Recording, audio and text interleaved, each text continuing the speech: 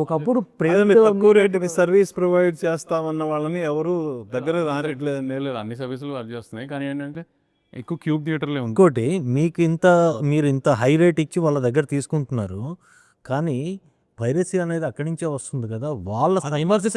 వాళ్ళ సర్వర్సే స్టాండర్డ్గా లేనప్పుడు వాళ్ళ సర్వర్సే స్టాండర్డ్ క్వాలిటీ కాదు.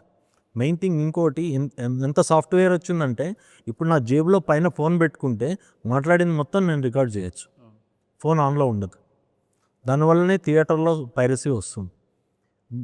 ఆ పైరసీ వచ్చిన ఒక రకంగా ఫర్ ఫోన్లో రికార్డ్ చేసాడు ఏదో థియేటర్లోనన్నా కొంచెం ధైర్యంగా ఉండొచ్చు. మీరు చెప్పిన సర్వర్లో నుంచి హెచ్డీ ప్రింట్లు తీసేస్తున్నారు, అది మన పట్టుకున్నది 2-3 చోట్ల. మీరన్న ఒక ఈ ప్లాట్ఫామ్స్లో నుంచే తీసారని కూడా సర్వర్లో నుంచే తీసారని మీరు అంటున్నారు. ప్రూఫ్లు ఎవరి దగ్గర లేవు, ఎవరిని ఏం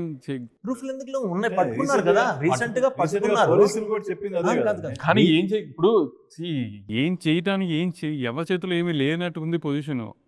ఎవరు ఏం చేయలేకపోతున్నాం, అదే చెప్తున్నా. అంత హెల్ప్లెస్ సిచ్యువేషన్స్లో ఉన్నాం. అంత పైరసీ చేసిన కుర్రోడు ఒక ఇంటర్మీడియట్ కుర్రోడు. వాడు ఎందుకు చేసావంటే చిన్నప్పటి నుంచి వాడిని క్లాస్లో వాడిని బాగా ఇన్సల్ట్ చేయడం వల్ల నేను ఏదో చేయాలనే ప్రయత్నంలో భాగంగా ఈ డార్క్ వెబ్సైట్లకు వెళ్ళటము, ఇలా వాడు ఎడ్యుకేట్ అయ్యి వాడు నేర్చుకొని కొన్ని కోట్లు కొల్లగొట్టాడు. ఇండస్ట్రీ అందరికీ లాస్. మీరు ఎవరు చూడని మీ సినిమా మీరు చూడని టైంలో కూడా వాడు సినిమాలు చూశాడు.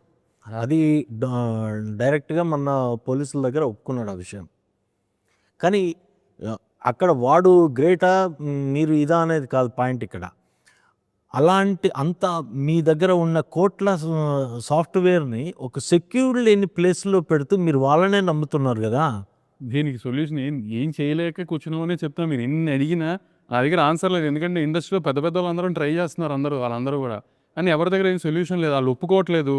వాళ్ళ సైడ్ వాళ్ళు ఏదో జస్టిఫికేషన్ చెప్తున్నారు, ఏం చేస్తున్నారో చెప్తున్నారు తప్పితే అందరు ఫ్రస్ట్రేషన్ ఇదే, కానీ ఏం చేయలేకపోతున్నాం. దానికి త్వరలో సొల్యూషన్